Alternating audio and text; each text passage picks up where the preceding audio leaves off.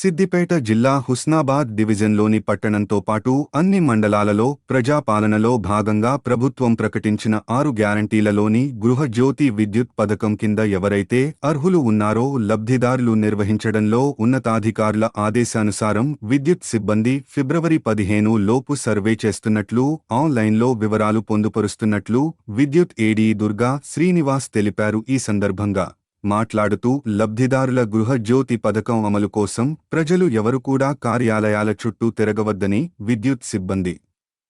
ఇంటింటికి తిరుగుతూ మీటర్ రీడింగ్లు, ఆధార్ కార్డు, రేషన్ కార్డు జిరాక్స్లు, మొబైల్ నంబర్లు తీసుకుంటారని, అందుకు ప్రజలు సహకరించాలని కోరారు. లబ్ధిదారులు కుటుంబంలో ఎన్ని మీటర్లు ఉన్న ఒకటి మాత్రమే వర్తిస్తుందని, లబ్ధిదారుని అభీష్టం మేరకే నిర్వహిస్తామని అన్నారు. మీటర్ సర్వీసులో ఏమైనా సమస్యలు ఉన్నాయో తెలియజేయాలని కోరారు.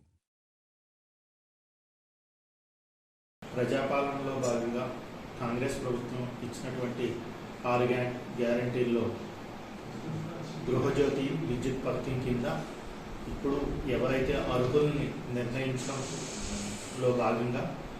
మాకు ఉన్నతాధికారుల నుంచి ఇచ్చినటువంటి ఆదేశాల ప్రకారం ప్రతి సర్వీసెస్ దగ్గరికి ఇప్పుడు ఈ ఫిబ్రవరి మంత్లో మీటర్ రీడింగ్కి వచ్చినప్పుడు ప్రతి సర్వీస్ గృహ వినియోగదారులకి అంటే డొమెస్టిక్ సర్వీసెస్ ప్రతి సర్వీస్ని కొత్తగా ఇప్పుడు వచ్చిన ఈ సాఫ్ట్వేర్లో ఏంటంటే రేషన్ కార్డు, ముఖ్యంగా తెల్ల ration card number, Aadhaar card number, తర్వాత మొబైల్ ఫోన్ నెంబరు, అదేవిధంగా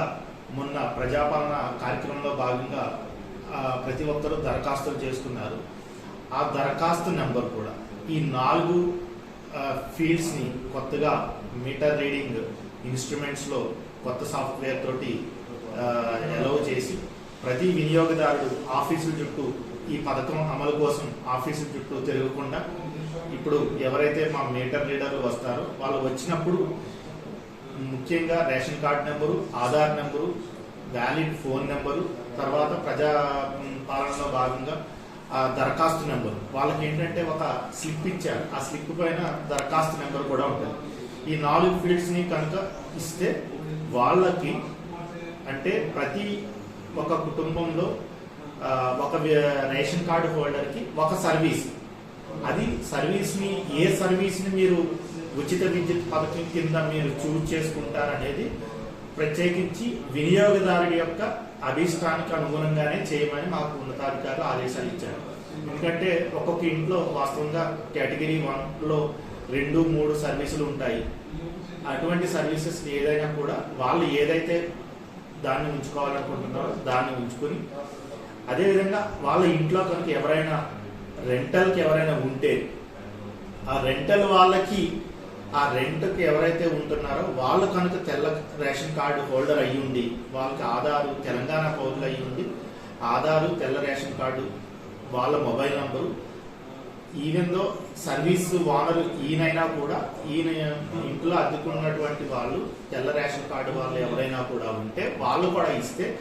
వాళ్ళు ఉపయోగించుకుంటున్న సర్వీస్ని కూడా ఈ గృహజ్యోతి విద్యుత్ స్కీమ్లో భాగంగా వాళ్ళకు కూడా ఈ లబ్ధిని చేకూర్చడానికి ప్రభుత్వం వెసులుబాటు కల్పించింది. ఈ కార్యక్రమాన్ని 15వ తారీఖు లోపల సద్విజయంగా పూర్తి చేయాలనే దృఢ లక్ష్యంతో ప్రభుత్వం వారు ఇచ్చిన ఆదేశాల ప్రకారం మేమందరం కూడా దాంట్లో భాగంగా ప్రతి ఒక్కరూ టాప్ టు బాటం అందరూ కూడా నిమగ్నులై ఈ కార్యక్రమాన్ని ముందుకు తీసుకెళ్తున్నాం. మీ సిబ్బంది ప్రతి ఇంటికి వచ్చినప్పుడు దయచేసి మీరు ఆ టయానికి అందుబాటులో ఆ రేషన్ కార్డు నెంబరు, తర్వాత Aadhaar card number, valid mobile number కనుక ఇస్తే మేము త్వరగా ఎక్కువ ప్రోగ్రెస్ కవర్ చేయడానికి ఉన్న టైంలో చేయడానికి అవకాశం ఉంటుంది. ఒకవేళ ఏదన్నా అట్లాంటి మీకు ఆ టయానికి మీరు లేకపోయినా కనీసం మీటర్ దగ్గర మీ డీటెయిల్స్ ఒక స్లిప్ మీద రాసి మీటర్ దగ్గర అర్థ పెడితే అట్లీస్ట్ మీరున్నా లేకపోయినా ఆ టయానికి మా వాళ్ళు అవి ఎంటర్ చేసుకుని మీరు ఇచ్చారు అనే విధంగా మేము భావించి ఎంటర్ చేసుకుని మేము మీ డేటాని అంతా కూడా డేటా మెయిన్ సర్వర్ బేస్కి అప్లోడ్ చేయడానికి అవుతుంది. దీనివల్ల ఏంటంటే ప్రజలెవరూ కూడా మా ఆఫీసు చుట్టూ క్యూల్లో నిలబడి మళ్ళా మాకు కవర్ అవుతున్నాం, మేము చాలా వేరే స్కీముల్లో లేకుండా ప్రత్యేకించి మా సిబ్బందిని మీటర్ రీడర్స్ని ఈ పనికి వినియోగించుకుంటున్నాం.